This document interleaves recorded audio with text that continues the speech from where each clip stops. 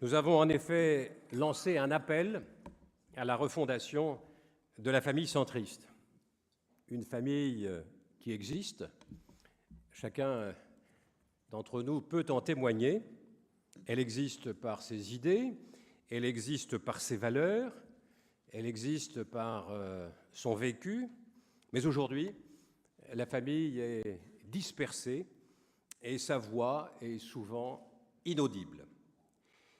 Il est temps, chers amis, de reprendre notre place au sein de la démocratie française, parce que notre pays et l'Europe traversent une crise sans précédent. C'est vrai pour la France, c'est vrai pour l'Europe. Nous devons reconstituer notre famille parce que, au sein de l'opinion publique, je crois qu'il y a une attente d'offres politiques centristes.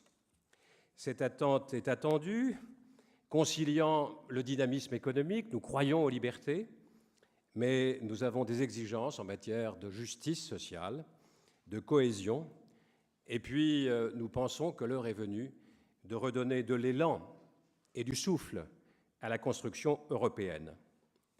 Depuis les élections régionales, élections si éprouvantes pour les centristes aussi, parce que nous avons eu, et c'est peu dire, quelques peines à y faire entendre notre voix, j'observe avec satisfaction, avec un vrai bonheur, que les initiatives se multiplient au sein de la grande famille centriste pour que nous puissions enfin nous rassembler.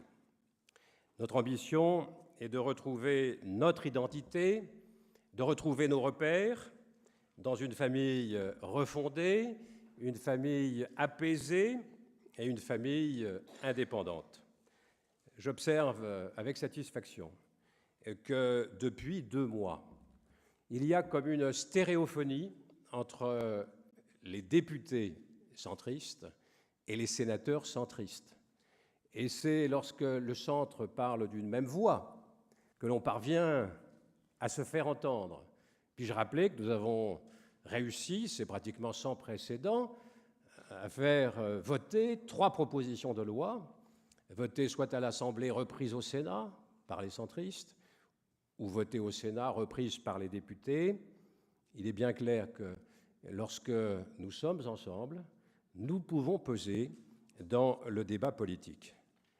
Et peut-être que nous pouvons aller au-delà de l'Union centriste et du nouveau centre à l'Assemblée nationale, et même du mouvement démocrate. Peut-être que ceux de nos amis qui ont rejoint l'UMP peuvent nous rejoindre sur certaines positions au moment du vote, dans les débats, aussi bien à l'Assemblée qu'au Sénat.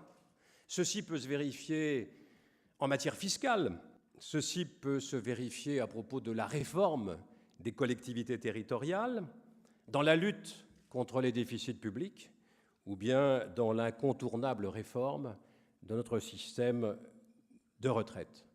Nous avons un socle de valeurs qui nous sont communes, nous avons un socle d'analyse convergente sur les problèmes de société, nous avons, et c'est peu dire, dans la plupart des situations, des diagnostics partagés, je le crois, des propositions cohérentes